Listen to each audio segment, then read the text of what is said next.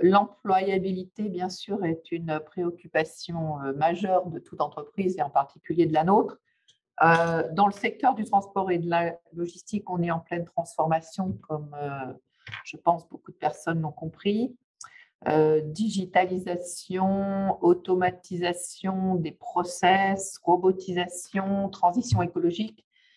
Donc, il est vrai que la logistique a une forme d'image passéiste, mais qui ne convient pas à la réalité. En fait, nous avons besoin d'énormes compétences qui vont vers plus de technologie, plus d'innovation. Et donc, ce sujet de l'employabilité est véritablement fondamental.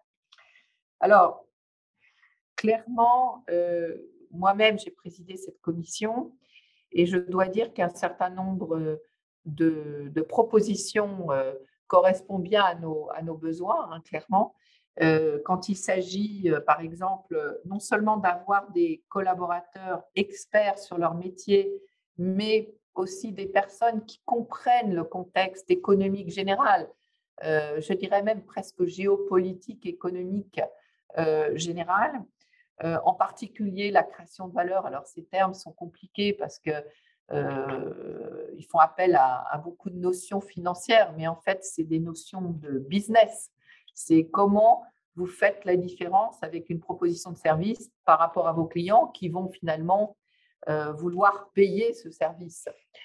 Donc, tout ce qui est économique est essentiel à la compréhension en fait de ce que fait chacun dans cette chaîne logistique. Donc, je pense en effet qu'il faut renforcer la compréhension d'à peu près tous les jeunes Français et toutes les jeunes Françaises de l'économie et comment ça se traduit concrètement dans tous les métiers. J'irais même jusqu'à dire finance et économie. Quand vous faites la comparaison avec une jeune ou un jeune américain, très jeunes, ils comprennent ce que cela veut dire, productivité, création de valeur. Il faut arriver à ça en France. Ça aidera énormément les entreprises et ça aidera en particulier le secteur de la logistique qui fait appel à beaucoup d'expertise et qui crée de la valeur pour ses clients. Alors, je peux vous donner, par exemple, ce que l'on fait concrètement chez Géodis. Chez Géodis, évidemment, on a une logique d'investir dans nos collaborateurs, c'est-à-dire de les former. Former, ça veut dire s'assurer que chaque personne dans l'entreprise a au moins 11 à 15 heures par an de formation. Malheureusement, ces heures de formation, enfin heureusement aussi, ces heures de formation sont dédiées à ce qu'on appelle des formations qualifiantes du métier. Et il faut s'assurer, en revanche, que tout l'aspect management, leadership est pris en compte. Et on a lancé récemment un programme sur 40 000 personnes, il y a 5 000 personnes qui vont en bénéficier, qui s'appelle Manage et qui en fait forme les personnes au management et au leadership pour leur donner en effet ce contexte plus global de la macroéconomie et des éléments qu'il faut avoir sur le leadership pour mieux gérer les personnes et surtout avoir cette logique de création de valeur.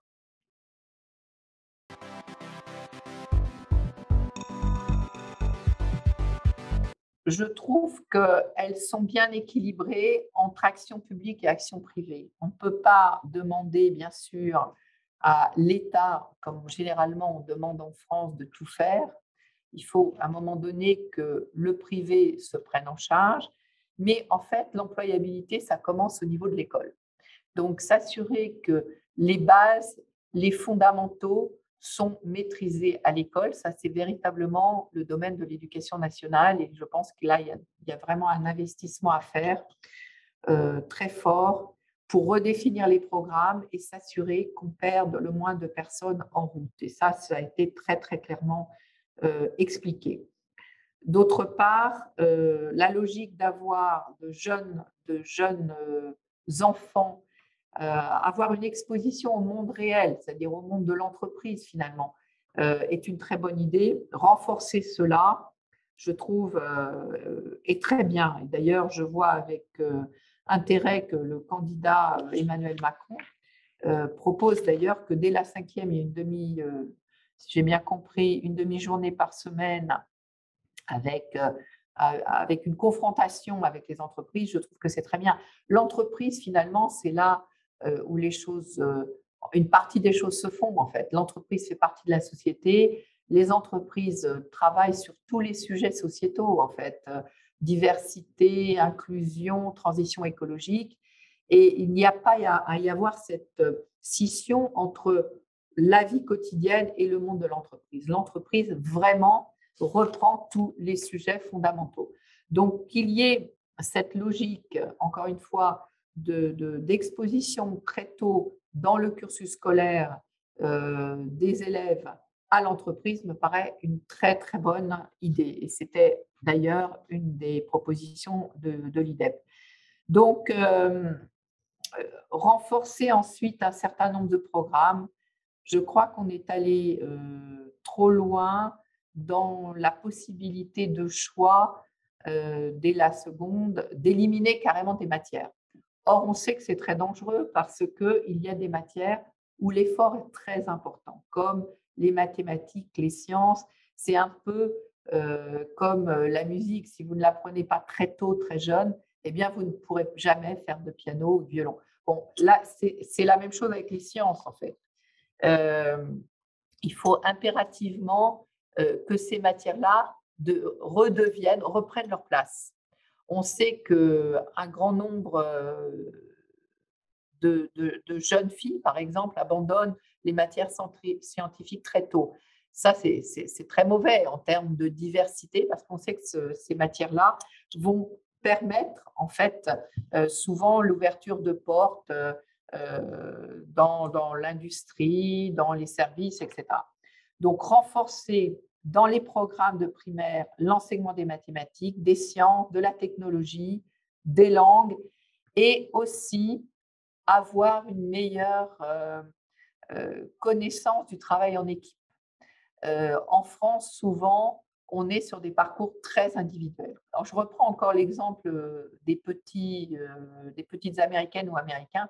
Ils apprennent très tôt à communiquer, à travailler en équipe, à travailler en groupe, à rendre des devoirs en équipe. Or, en France, c'est très, très, très, très, très loin dans le cursus scolaire. Il faut apprendre cela très, très tôt parce qu'il faut pouvoir s'affirmer devant un groupe, expliquer ses idées, les défendre, pouvoir débattre, etc.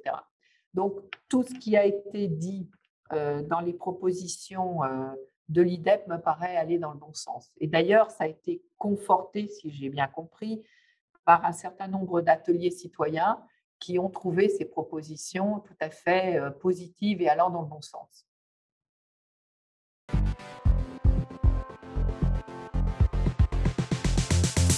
La proposition qui me séduit le plus, c'est permettre l'exposition très tôt de l'école à l'entreprise.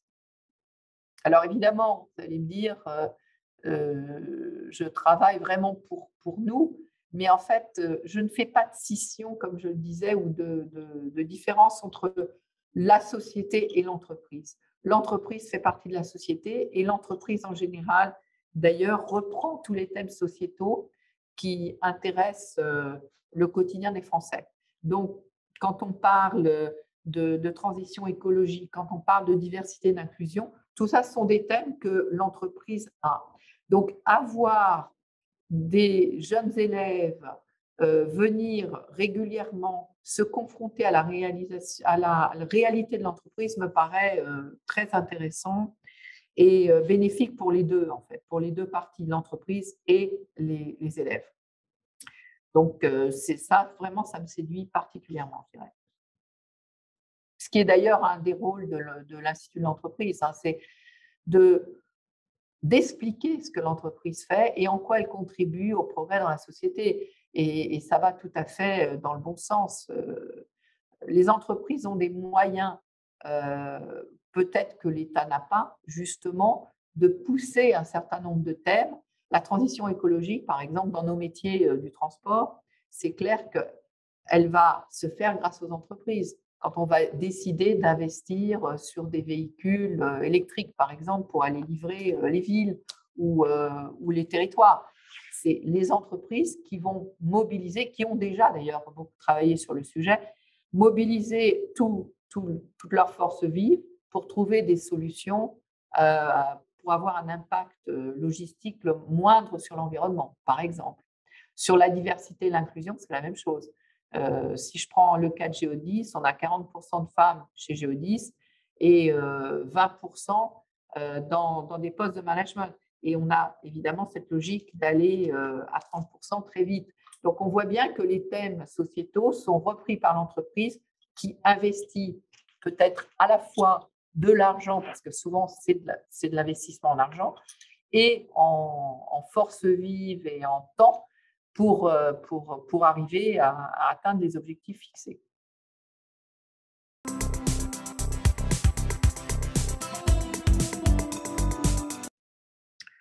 Je dirais en fait que nos clients sont des entreprises en général, ils ont exactement les mêmes questionnements. C'est comment attirer les talents, comment les retenir, comment recruter des gens qui sont déjà formés sur les fondamentaux.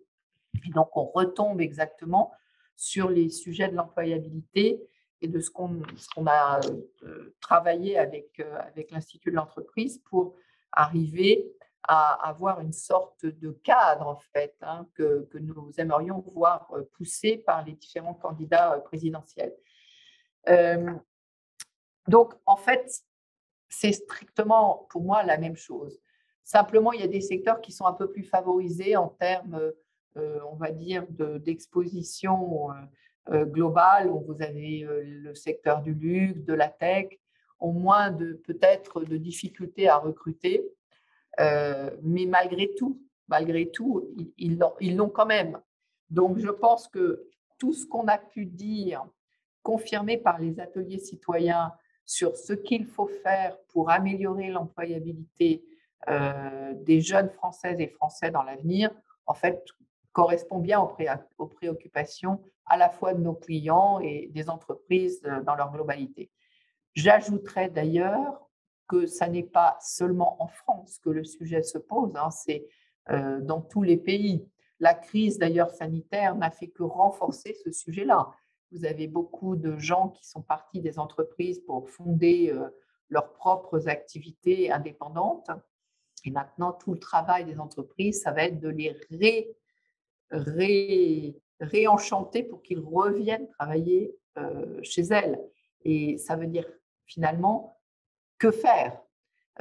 Donc, que faire, c'est avoir évidemment une vision, faire comprendre la mission de l'entreprise, en quoi elle s'adresse à tous les enjeux de société qu'on a déjà évoqués, que sont la formation tout au long de la vie, l'employabilité, comment ces entreprises gèrent les sujets de diversité et d'inclusion, comment ces entreprises gèrent la transition écologique. Donc, on voit que ce sont tous les thèmes en fait, qui intéressent nos salariés ou nos salariés en devenir et qui intéressent les jeunes citoyennes et citoyens du monde.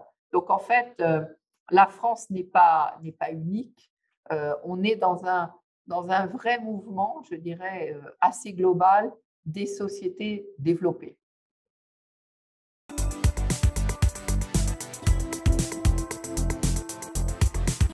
Très honnêtement, rien d'autre. Je pense que ce qui a été proposé par l'Institut de l'entreprise